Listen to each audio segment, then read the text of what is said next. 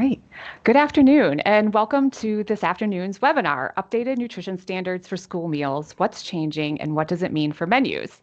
My name is Lesley Shiery. I'm a registered dietitian and a nutrition manager at General Mills, and I'm joined today by my colleague, Chef Heather Swan, and we are going to be your presenters for today's webinar, and I will also be the host for the webinar.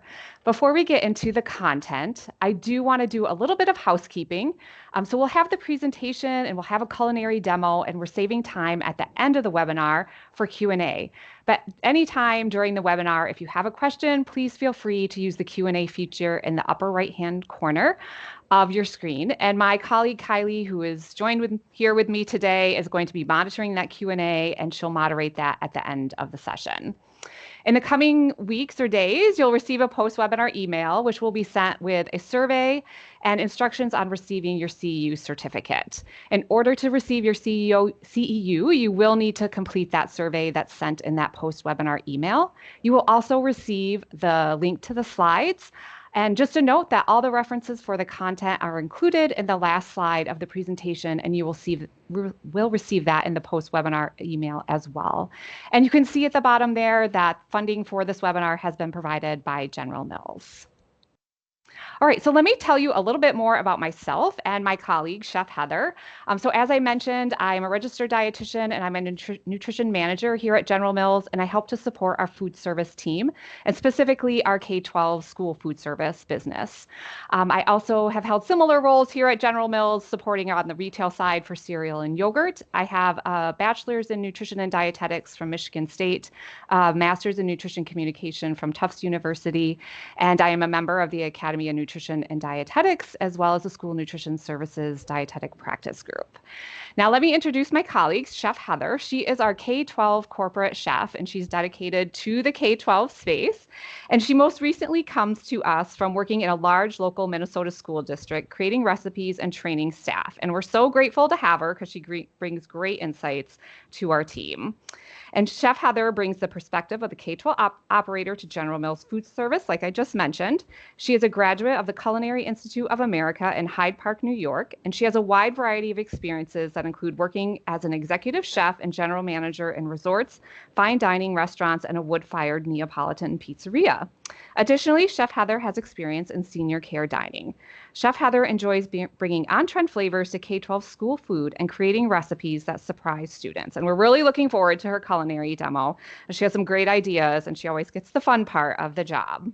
Please see our disclosures at the bottom. We are both paid employees of General Mills. And with that, I'm going to dive into the content and start with the objectives for our webinar this afternoon. And so you can see here, what we hope you take away from this presentation is that you understand why changes to the school meal nutrition standards are being implemented. You know, we often hear school meals are already healthy. Why are these changes being made? And so I'll give you a little bit of background on why these changes are being made. We hope that you'll be able to describe the updated nutrition and meal pattern standards. What are some of those big updates that are being made? What are some of those flexibilities that you'll have within your menus? And then hopefully give you some menu considerations and inspiration for your own menus as you start to implement them into your programs and the menus that you serve to your own students. So those are our objectives for this afternoon. I like to kick it off and start just a little bit about the history of the school meal program, because there's a long history there of it not only providing nutritious meals to students, but also in that there have been school meal nutrition standards since its inception. And so you can see there that the National School Lunch Program, it started in 1946, and really it served two purposes. One was bringing those nutritious meals to students, ensuring all students had access to a nutritious meal at school, as well as helping farmers who had excess commodities to offset some of that. So they would take those commodities, put them into the school meal program so that students could benefit from the nutrition that those provided. And you can see there, you know, one of the big reasons was it was established to address hunger and malnutrition, particularly in military recruits. And so they were seeing the students were suffering from diseases or nutrient deficiencies that stem from poor nutrition in childhood, and wanted to make sure that they had access to proper nutrition to be military ready. And you can see that in the quote from Harry Truman at the bottom, who signed the National School Lunch Act in 1946. So even at that time, when schools wanted to participate in this program, there were meal standards that had to be met. Now, they looked very different from what they do today. So, for example, there were 5 meal components. It was a protein source, it was whole milk, it was a fruit or a vegetable, it was a bread or some kind of roll, and then a pat of butter. So clearly, these have shifted and changed. And you can see, 2010 was really the last time this was really kind of looked at and evaluated. And that was the Healthy Hunger Free Kids Act of 2010. And so it's shifted a little bit of kind of what is the purpose. So we still want to address kids who are food insecure and ensuring that they have access to nutritious meals, but also making sure that those meals are delivering against the dietary guidelines for Americans and preventing things like childhood obesity and overweight, reducing the risk of chronic disease. So did those meals align to dietary guidelines? And that was really the goal of the Healthy Hunger Free Kids Act. And you can see that here. So this is just an excerpt from that. And you can see that not less frequently than every 10 years, the Secretary of the USDA, shall review and, as appropriate, update requirements for meals served under the program under this section to ensure that the meals are consistent with the goals of the most recent dietary guidelines and to promote the health of the population served by the program. So when we look at the rules that were implemented in 2012, those are based on 2005 dietary guidelines. And since that time, we've had the 2010 dietary guidelines, the 2015, and the 2020 dietary guidelines. And next year, we'll have new dietary guidelines with the 2025. And so really, it was time for USDA to relook at the school meal nutrition standards and meal patterns and say, do they align to the 2020 dietary guidelines, where we've seen some shifts over time of recommendations, and most specifically around added sugar, and there being a more concrete recommendation in dietary guidelines around how much added sugar should be in the diet. And so I'll talk about that more in some upcoming slides here. And, other purposes of USDA looking at this was, learning from, what did they hear from operators? Where are there opportunities to make it so that it's better and there's more flexibilities for operators as well? And so that's what USDA did. They did an evaluation of the current school meal nutrition and meal pattern standards, and they put out a proposed rule in February of 2023. And at the time, they received over 130,000 comments, of which they read and considered in developing that final rule, which was released in April of 2024. And so today, that's what we're going to talk about. What are some of those big changes in that final rule? What are some considerations as you think about implementing these into your menus? And before I do that, I do want to give a snapshot as we think about, these are supposed to align with dietary guidelines. And so do school meals actually align to those? And here you can say, yes, they do. So in the middle, you can see those recommendations that are key recommendations in dietary guidelines. So it's make half your plate fruits and vegetables with a focus on whole fruits. We see that coming through in school meals with emphasis on whole fruits and limits on juice. Vary your veggies. You have those vegetable subgroup requirements. Milk has to be fat-free or low-fat. There's an emphasis on low-fat and fat-free dairy within the diet. Whole grains. People should be getting more whole grains in their diet from a health perspective. You all have been implementing whole grain-rich standards for several years now. Choose foods and beverages with less added sugars, saturated fat, and sodium. And so we see that come through in those weekly targets for added sugar, saturated fat, and sodium. And added sugar being that new one that we're going to talk a lot more about here today. I'm going to go back one just to talk about the implementation timing. And so this is a resource from the USDA, and I would really encourage you to go to the USDA's website and check out all the resources that they have on the final rule. They have a lot of resources on how to implement, what the timeline is, kind of what the background is, and you can look at all the different changes that are going to be implemented. So what I want you to take away from this is that in the coming school year, there are no changes that are required to be made to your menus. And so you can continue with your menus as is. There are some flexibilities that have been put in place that you can choose to implement within your school meal menus, but no required changes. It's really that school year 25-26, so July 1, 2025, where we'll see new standards needing to be implemented. And that's those added sugar product-based standards, which I'm going to talk about next.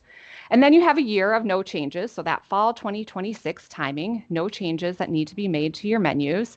And then fall 2027, so July 1, 2027, you'll need to implement the weekly added sugar standard, and there will be another step down in the sodium targets.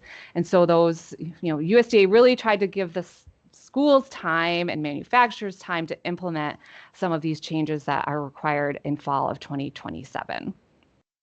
So now I'm going to dive into a closer look at what the updated nutrition standards are. And as I go along, I'll reiterate, what is that timing of when they need to be implemented within your programs.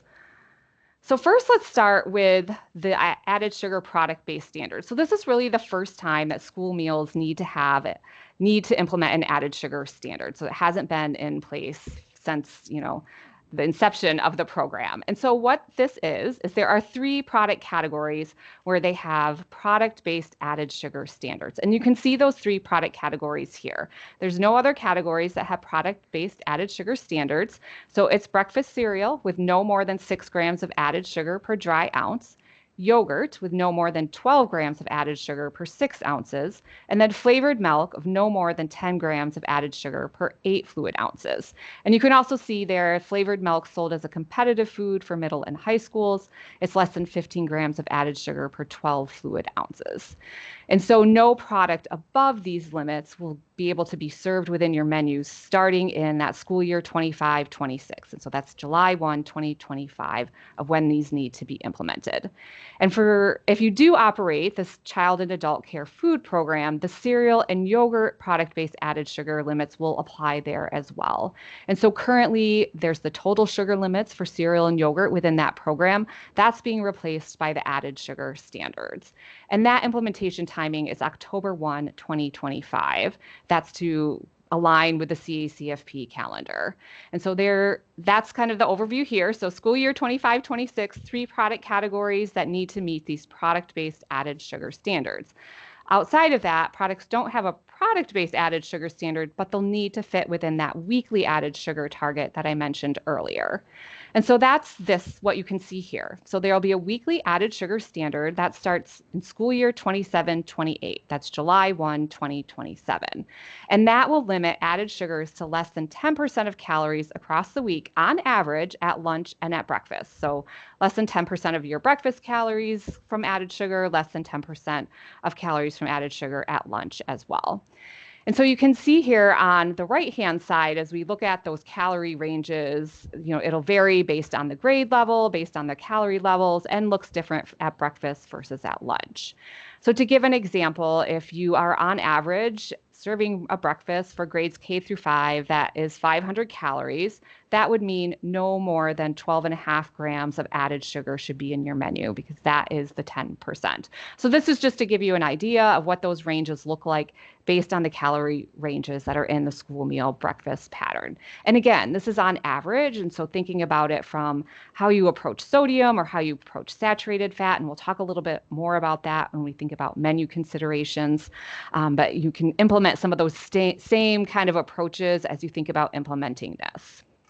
And I also want to mention that this is in addition to those product-based standards. So you still have to only include cereals or yogurts that meet those product-based standards, and this will be on top of that.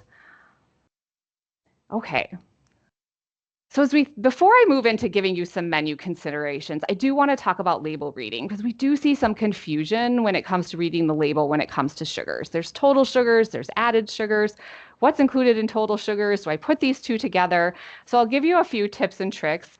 But first of all, just kind of want to point out, what are these? And so as you look at total sugars, it's the naturally occurring sugar in a product plus the added sugar in a product. So you can think of a flavored yogurt. A flavored yogurt will have naturally occurring sugar from the lactose in the milk, and it'll also have sugar that's added for flavor or palatability or for other reasons. And so that's what that total sugar line is.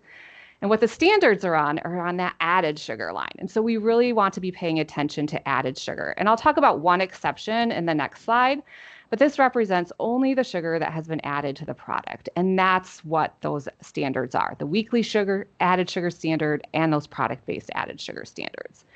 You'll also see a percent daily value on the label, and this is the percent of the daily value for added sugar in a serving of the food. This is based on 50 grams of added sugar. This is based on an individual diet of 2,000 calories.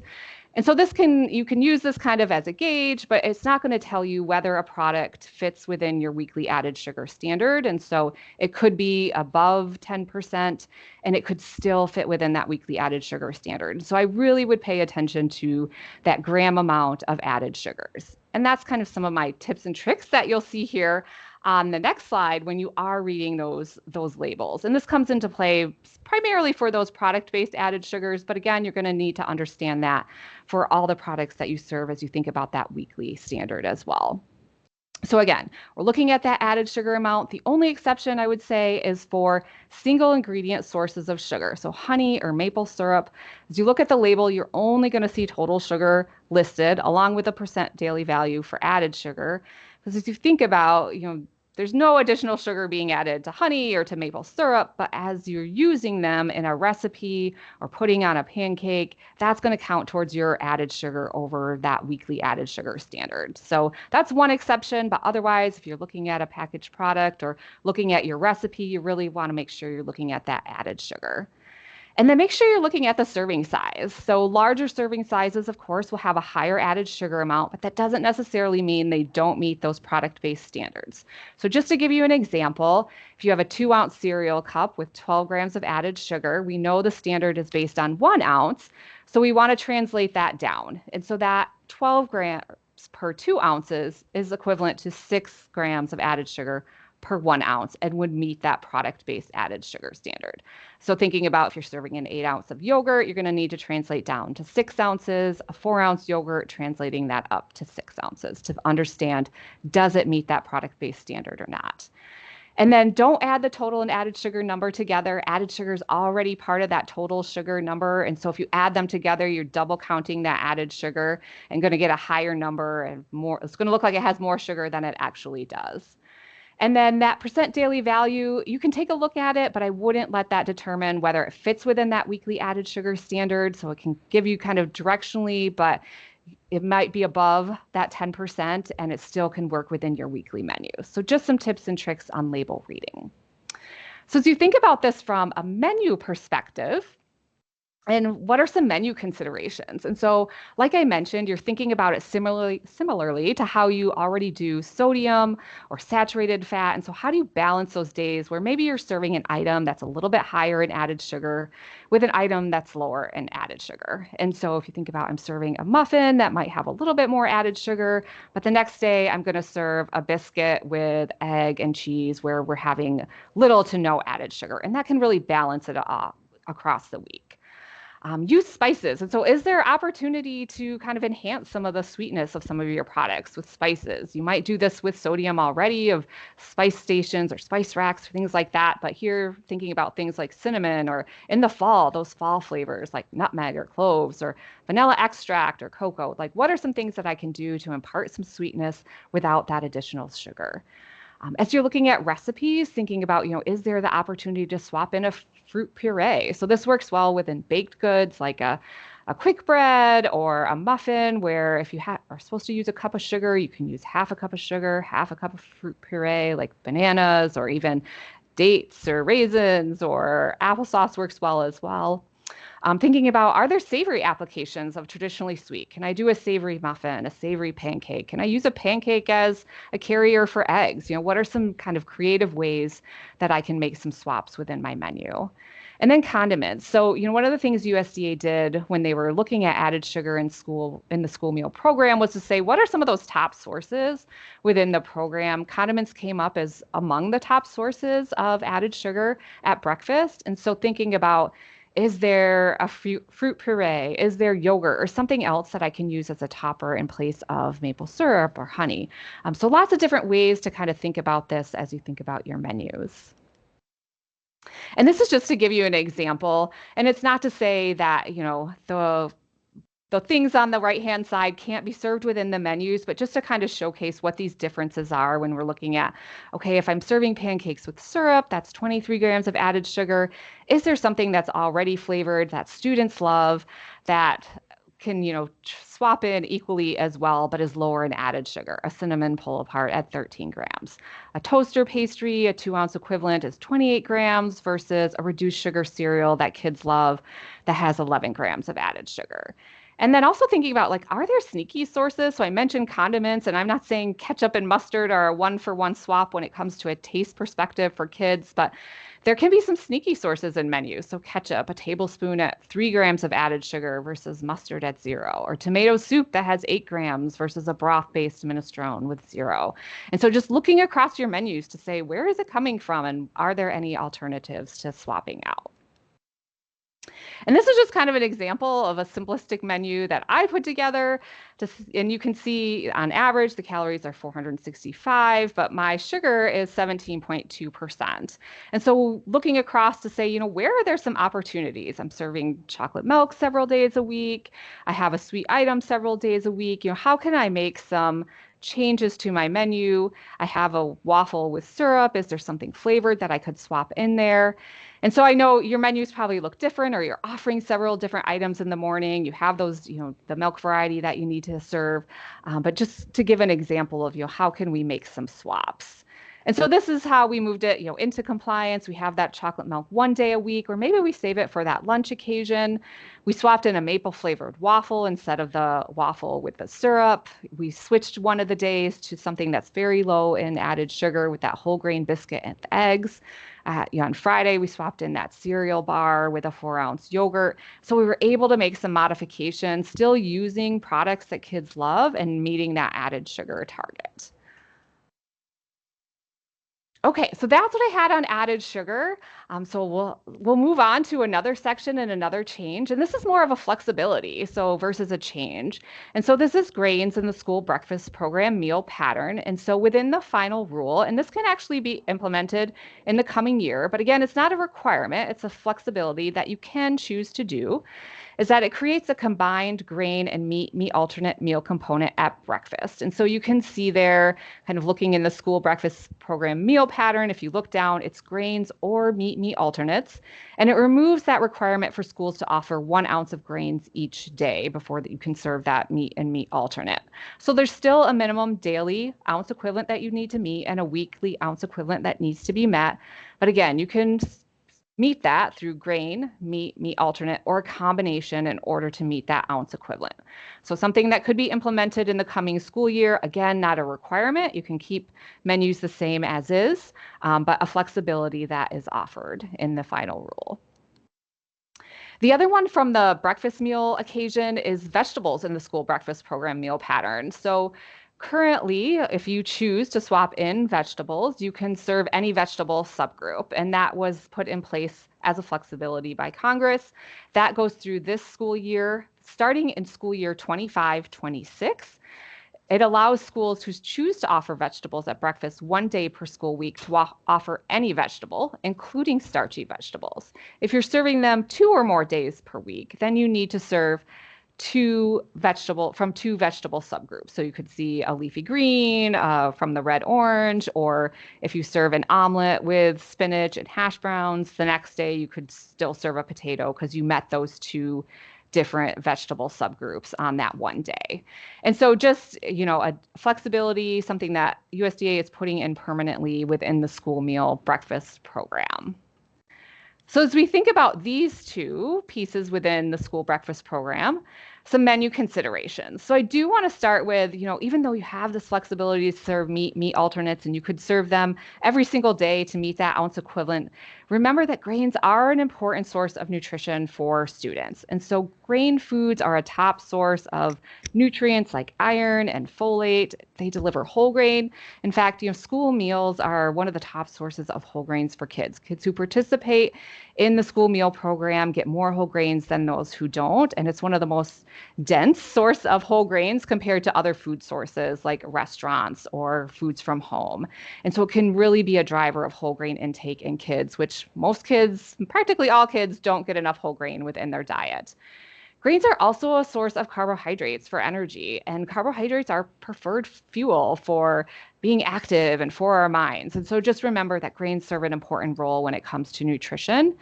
And then you can also see, you need to start thinking about, grains can help control costs, where some meat alternates may be a little bit higher cost.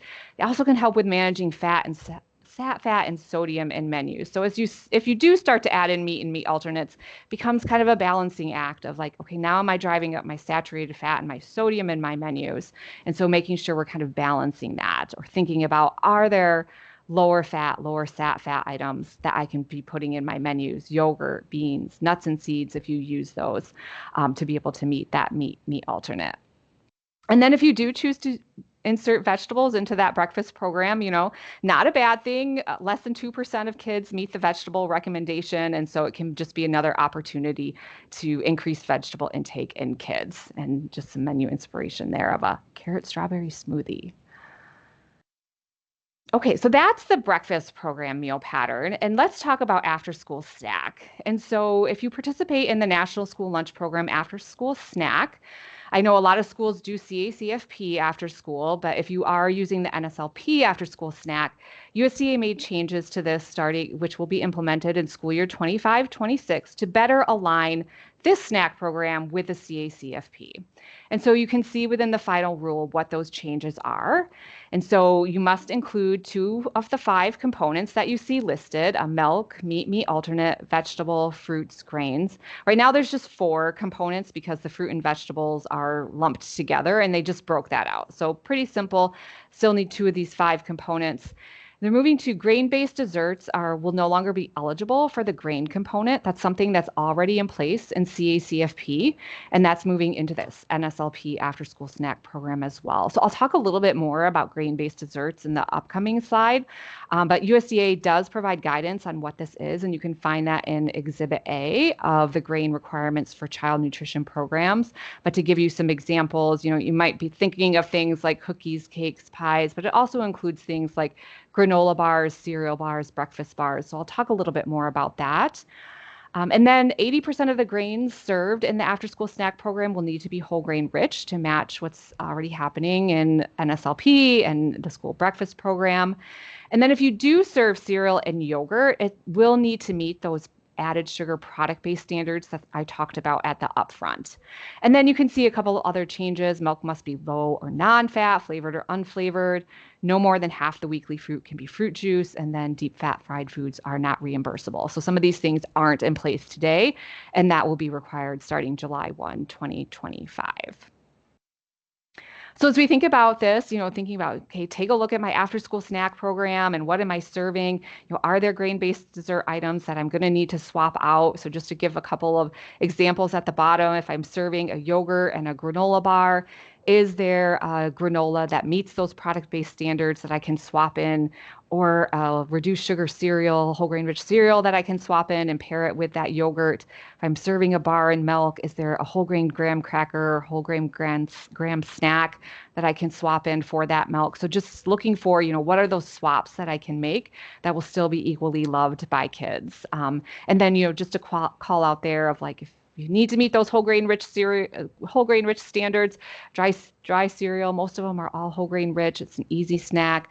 Pairs with individual yogurt cups, you can make snack mixes. So a lot of different things that could be considered there. All right, so I mentioned grain-based desserts. So what about grain-based desserts at breakfast? If you're familiar with the proposed rule, you may remember that USDA had proposed to limit grain-based desserts in the school breakfast program to less than 2-ounce equivalents per week. But in the final rule, they did not adopt a serving limit on products classified as a grain-based dessert at breakfast. And so those can be served across the week. There's no product-based added sugar standard for them. They didn't adopt a serving limit at breakfast. And so those will just need to fit in that weekly added sugar standard when that's implemented in July 1 of 2027. Now, USDA did say they'll be providing some additional guidance, not regulation, but guidance on grain-based desserts. And so we'll be on the lookout for that. So if you're wondering a little bit more about like what are grain-based desserts, so I mentioned they provide that guidance. There's the Exhibit A of the grain requirements for child nutrition programs, which you can look and see what are classified as grain-based desserts. I would note the term sometimes can be interpreted differently by a state agency or an operator, those types of things. So keep that in mind as you think about what is a grain-based dessert and what is not, you can see at the bottom those categories of grain-based desserts. So as I mentioned, it's some of those things that we commonly think of, brownies and cakes, cookies, donuts, but other things like cereal, granola, breakfast bars. Those not grain-based desserts are things like muffins, waffles, French toast, pancakes. So you can see that list here. And of course, more on the USDA website as well. But just as a reminder, new in the final rule, they're no longer creditable in the after-school NSLP snack program. Staying the same, no change, can be menued at breakfast, continue to not be creditable in the CACFP. Up to 2-ounce equivalents can be, or less, can be served at lunch, and they can be sold as smart snacks if they meet those smart snack standards. Okay, so let's move on to sodium. You all have been doing a great job of managing sodium within your menus. And for the next 3 school years, you're still going to stay with that same sodium target. And so in the final rule, schools will maintain the current sodium limits, and then new limits will go into effect. So at breakfast, it's a 10% reduction starting in school year 27-28, July 1, 2027. And then at lunch, there'll be a 15% reduction in school year 27-28 as well. And so you can see what those sodium targets are on the right-hand side of the page here. And really, if you remember from the 2012 rule, the target 2s, that's what you're seeing here on the sodium targets for July 1, 2027. And there's a bigger reduction at lunch, just as USDA looked at, where is the sodium coming from in school meals. Lunch tended to be higher in sodium than breakfast, which makes sense because more savory items are served at the lunch occasion than at the breakfast occasion.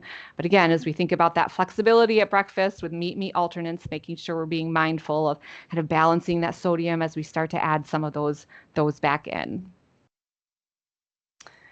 And here are just some menu considerations. And these are probably things that you're already doing because since you've been doing this for so long and managing sodium within your menus. So like I talked about with added sugar, it's really that balance across the week. And so if I have a day with something higher in sodium, you're looking at another day to serve something that is lower in sodium, or even within that same meal occasion or that day part. So pairing higher sodium foods with those that are lower sodium. So if I serve pizza, which may be higher in sodium, do I serve that with a salad with oil and vinegar and some spices instead of an added sodium, or just roasted vegetables?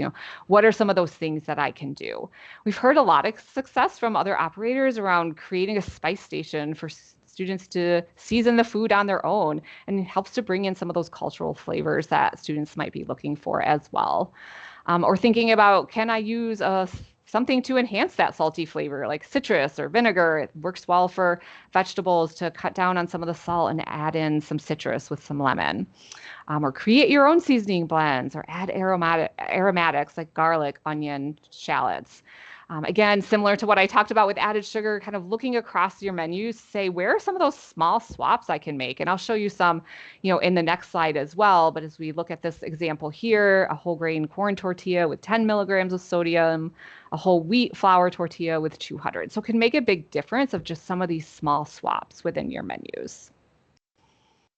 And this is just some additional examples as we think about kind of that swap and looking across menus to say, where is that sodium coming from? What can I do to make a difference? So a chocolate milk versus a white milk. And again, not saying these things can't be served. It's just about balancing them, but just to give you a snapshot of, what are some different sodium levels in foods? So you have that tortilla at 220 milligrams. Can I serve it with brown rice, which only has 5? Cottage cheese, we all know that tends to be a little bit higher in sodium, 400 milligrams for 1 MA versus a yogurt at 80. Or breaded chicken over that chicken breast. So that breading is going to bring in some of that sodium. Thinking about cheese, it can really vary across the board when it comes to cheese. You look at an American cheese slice, 1 MA at 400 versus a mozzarella cheese at 180. And so, thinking about what are some of these swaps, a harder cheese might have more sodium than a softer cheese. So looking across your menus for that. So what's staying the same? Whole grain. So what's going to be the change in the final rule? No change. You're going to continue to maintain the current whole grain requirement of at least 80% of the weekly grains offered in the school lunch and breakfast program need to be whole grain rich based on ounce equivalents. So for example, at breakfast, if you're serving 10-ounce equivalents across the week of grains, 8 of those are going to need to be whole grain rich. And then USDA just updated the definition of whole grain rich. Doesn't really change what it means, but just to make it more clear, that states the grain content of a product is between 50 and 100% whole grain, with any remaining grains being enriched. And so here it's just really staying the course and serving those whole grain rich products within your menus, which you're already doing a great job of, as I mentioned, because students are getting a lot of whole grain from the school meal program. And as we think about whole grain within our menus, there's been a lot of research done to better understand, how do I promote whole grain with students? How do I get kids to try whole grains? You're probably doing a lot of these things already. But when you look at the USDA School Nutrition and Meal Cost Study, one of the things they found is that combination entrees like a whole grain pizza, a whole grain sandwich were more likely to get consumed than if it was being served as a standalone, such as a whole grain roll or just whole grain brown rice. Offering a variety of whole grain foods if you're able, so that there's always something that a kid can pick from. We've seen this with fruits and vegetables too, that if you're able to offer a variety, they're more likely to find something that they like and more likely to consume it. And, I'm sure you're all doing a lot of this already, but getting students involved, we've seen a lot of success with this, with sampling, getting their menu ideas, trying different new whole grains within the menus, or serving those whole grain versions of kid favorites. So a whole grain rich cereal is a top source of whole grain for kids, a whole grain rich, cinnamon roll, whatever that kind of looks like. What are my students' favorites, and how can I swap in that whole grain version? And lots of great ideas out there just from various different sources, whether that's the Institute of Child Nutrition, Healthy School Meal Recipes, lots of different recipes out there for whole grain rich. And then for milk, so what's changing? Really nothing. It's staying the same besides those product-based added sugar standards for flavored milk. So all schools continue to have the option to offer fat-free and low-fat milk. You have to flavored and unflavored to K-12 students, and to sell fat-free and low-fat milk, flavored and unflavored a la carte. So you still need to have that unflavored milk every single day. You still need to offer that variety of milk every single day. So really staying the course on this. So you can see there, unflavored milk must continue to be offered at each school breakfast and each lunch meal service. So some of the things that are just staying the same. And then some menu considerations. Again, as we look at the USDA Meal Cost and Nutrition Study, one thing that it finds is that, milk tends to be one of the top things wasted within the school meal program. And so what are some ways we can promote consumption? Smoothies can be one way. If you check out the USDA's website, there's a great resource on crediting smoothies within the program and how to credit the different components within a smoothie recipe. So check that out. Cereal and milk, you can see our little fun fact there, but over 50% of milk consumed by kids is from that combination of cereal and milk. And so it can really promote milk intake. I've heard a lot of success stories of milk dispensers and those getting implemented in schools where kids think it's fun. It keeps it at a really cold temperature, which makes it more palatable to kids. And so there's a lot of resources on that too, around how do I serve bulk milk within my program? Again, that temperature piece of that ice cold milk or a hot chocolate milk. So just thinking about some different tips and tricks on how we can promote fluid milk within the program. There's a lot of other changes. And so again, as I mentioned earlier on, make sure you're going to the USDA website, checking out all their different resources that they have available on the final rule, what all the different changes are. There's a number of different flexibilities that they're putting in place too, and changes to make it easier to serve the cultural diversity of students that you're serving today, or just make it easier for your operations. So this is just a snapshot of some other miscellaneous changes that you'll see within that final rule. So just to give a couple of examples, it allows nuts and seeds to credit for the full meat alternate in all child nutrition programs, versus today they only credit at 50%. It exempts bean dip, such as hummus, from that total fat standard in Smart Snacks.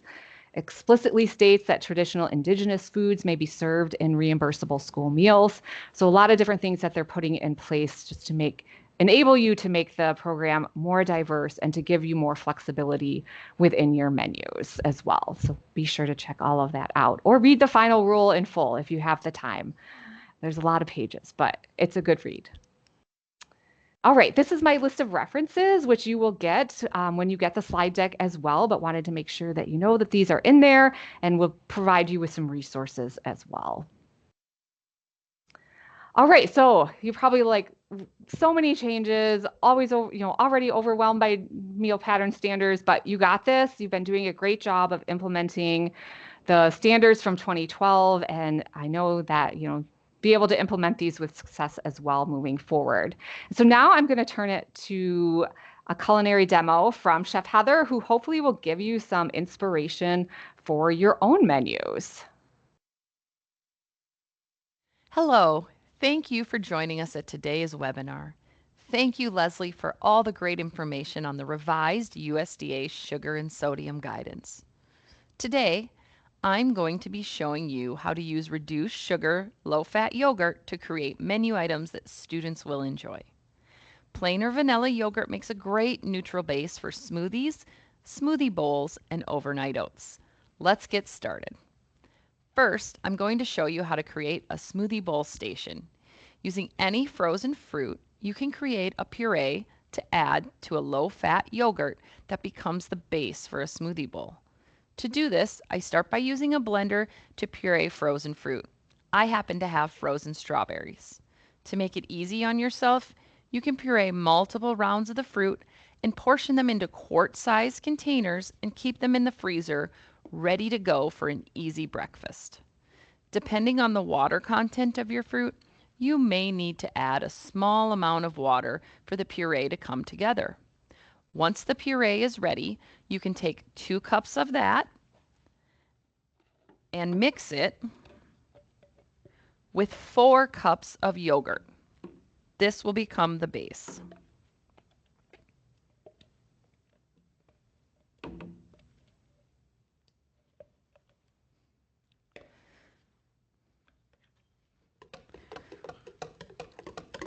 You can then offer a variety of granola and fruit for students to top with.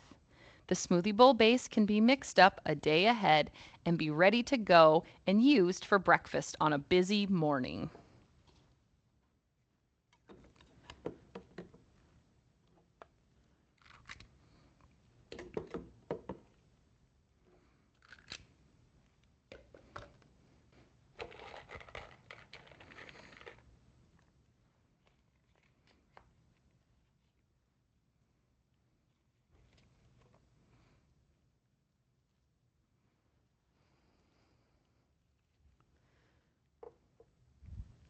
Another filling breakfast that can be made ahead and easy for students on the go is overnight oats.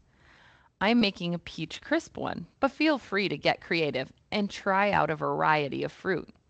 For the base, mix 1½ cups of quick cook oats with 4 cups of reduced sugar, low fat yogurt.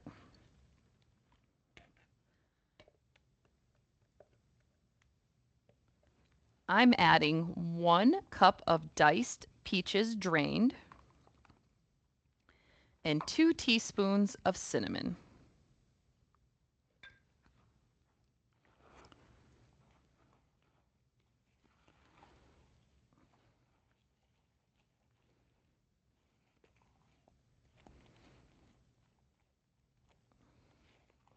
Refrigerate this mixture overnight so that the oats will hydrate.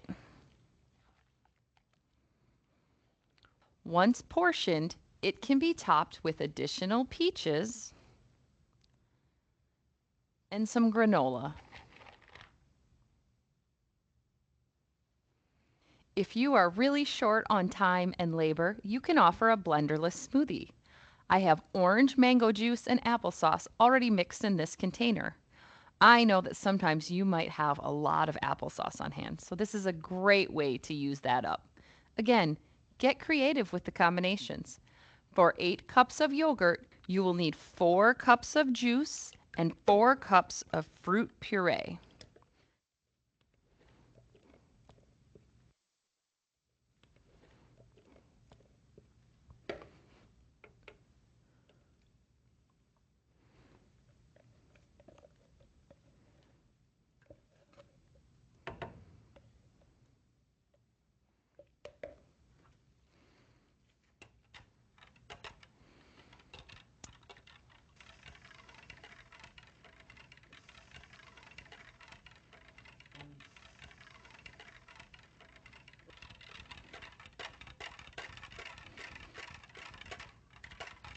Simply mix this together with a whisk and it is ready to go.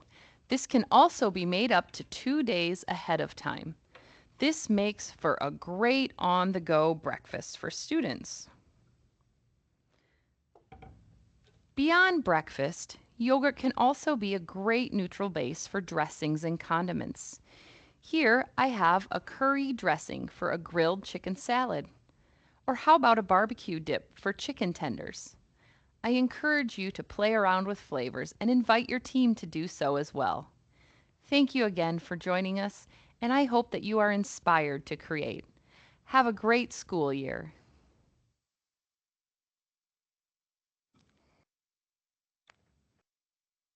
Thank you. Great. Well, Heather, those were some great ideas. Loved them. Thank you.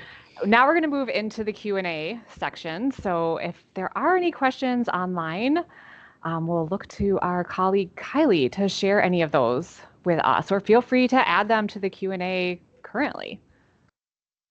Thank you, Lesley. Yes, if you have any questions, feel free to drop them in the Q&A section of the chat.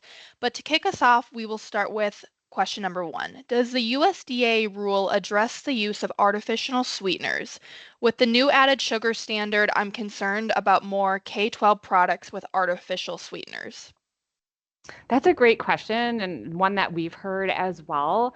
And the final rule does not address artificial sweeteners, or what's also known as non-nutritive sweeteners. They do address this question on their website under the added sugar standard. And so I would encourage you to go take a look and see what their response is to that particular question. I know, some schools have their own wellness policies or policies or guidelines around what products they will or will not take from an ingredient perspective, but the final rule does not address that, and USDA does address that question on their website, so feel free to check that out as well. Next question is from Christine. It says, how does the fruit in the smoothie bowl credit? Since it's pureed, does it have to count as fruit juice, or is it mainly just used for flavoring / natural sweetener in this recipe? Typically, fruit puree would credit as the fruit juice. Would be, and we can verify that and follow up, but my understanding is that it would credit as the fruit juice. And to offer fruit toppings alongside, so fresh fruit to top that smoothie bowl with, that's then where you could get your fruit credit from, by offering that alongside of the smoothie bowl. Awesome, thank you. The next question is from Jason. It says, the change in calories, is it going to make it almost impossible to be able to serve a child something they will want to eat? Any thoughts on that? So there's no change in the calorie standards. If it's around the added sugar standard, we've done a lot of menu modeling to better understand, like, can you fit in some of these student favorite items? And you certainly can. So we've done a lot of work to look at different items and how do they fit within a menu over that course of the week for breakfast and at lunch. So if it's specific to that weekly added sugar standard, you can certainly still serve a lot of those student favorites and meet that less than 10% of calories from added sugar. So no change in the calorie levels for the different grades. It's just that 10%. Less than 10% of calories from added sugar will need to be implemented, and you can still serve those student favorites for sure. And I encourage you to kind of try it out yourself of doing some different modeling, if you have the time. I know it's not easy, but just to kind of see, like, where do they fit in and what would I need to change? Awesome, thank you. Also, Betsy was asking if you guys will be receiving a recording of this webinar.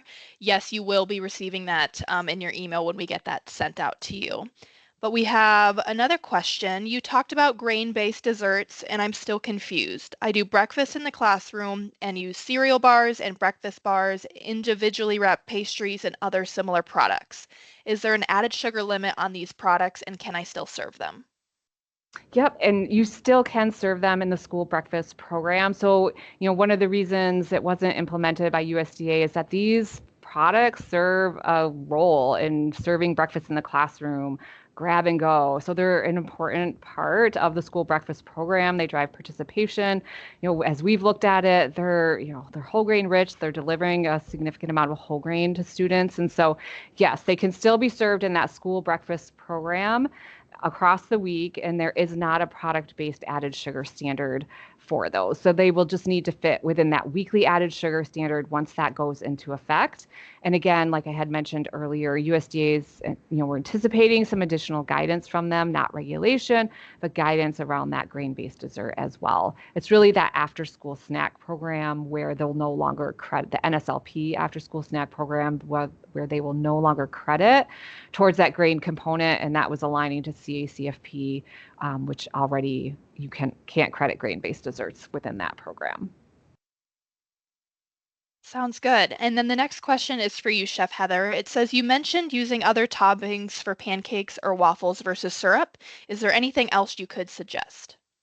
I used to have a lot of commodity fruits in the freezer. And so pureeing those up and offering different purees to top the pancakes with. So the kids, we would make a mixed berry. Strawberry was really popular, and even blueberry. You don't have to add any sugar to that. You can just simply puree the fruit. Sometimes I add a little bit of yogurt or water to help it come together, but it works great in place of syrup. Awesome. Thank you for sharing. I believe that's all the questions we have in the chat. So if you have any last thing to add, please let us know. But thank you so much, ladies, for sharing. Hey, thank you for moderating, and thank you everyone for attending. And that concludes our webinar for today, and you may disconnect. And as mentioned, you will receive an email with a survey as well as a copy of the slides as well.